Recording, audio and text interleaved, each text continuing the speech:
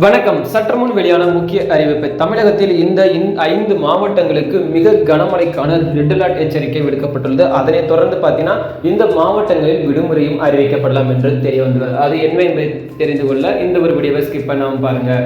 குமரிக்கடல் மற்றும் அதனை ஒட்டியுள்ள பகுதிகளில் மேல் ஒரு வளிமண்டல கீழடுக்கு சுழற்சி நிலவுகிறது. இதன் காரணமாக தமிழகத்தில் பல மாவட்டங்களில் கனமழைக்கு வாய்ப்பிருப்பதாக சென்னை வானிலை ஆய்வு மையம் தகவல் தெரிவித்துள்ளது.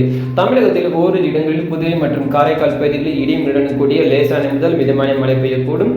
நாகப்பட்டினம், ராமநாதபுரம், தூத்துக்குடி, திருநெல்வேலி மற்றும் கன்னியாகுமரி மாவட்டங்களில் ஓரிரு இடங்களில் கன முதல் மிக கனமழைக்கு வாய்ப்புள்ளது.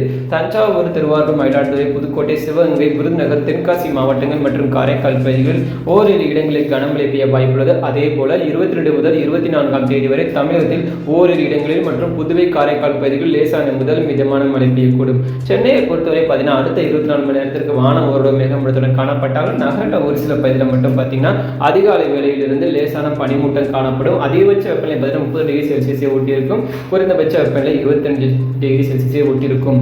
அது மட்டும் இல்லாமல் பார்த்தீங்கன்னா சென்னையில் பார்த்தீங்கன்னா புதிய புயல் ஒன்று உருவாகியுள்ளது. அதுக்கு பேர் பார்த்தீங்கன்னா பெங்கல் புயல் என்று பெயர் வைக்கப்பட்டுள்ளது. இந்த பெங்கல் புயல் காரணமாக பார்த்தீங்கன்னா சென்னை மற்றும் அதனை சுற்றியுள்ள மாவட்டங்களுக்கு பார்த்தீங்கன்னா கனம் மற்றும் புயலுக்கான எச்சரிக்கையும் அறிவிக்கப்பட்டுள்ளது. இதே மாதிரி பார்த்தீங்கன்னா புதிய அறிவிப்பை தெரிந்து கொள்ளவும், அது மட்டும் இல்லாமல் பார்த்தீங்கன்னா இப்போதைக்கு எந்த ஒரு மாவட்டமே பள்ளி கல்லூரி விடுமுறை அறிவிக்கப்படவில்லை. 21ஆம் தேதி பார்த்தீங்கன்னா 5லிருந்து 8 மாவட்டங்களில் விடுமுறை அறிவிக்கப்பட்டிருந்தது. அதனைத் தொடர்ந்து பார்த்தீங்கன்னா நாளை 22ஆம் தேதியும் கிட்டத்தட்ட பார்த்தீங்கன்னா 5லிருந்து 6 மாவட்டங்கள் விடுமுறை அறிவிக்கப்படலாம். அதே பார்த்தீங்கன்னா உங்களுக்கு உடனே தெரிஞ்சிருச்சு என்றால் மறக்காம கமெண்ட் செக்ஷனில் பதிவு பண்ணுங்க. அனைவருக்கும் நன்றி, வணக்கம்.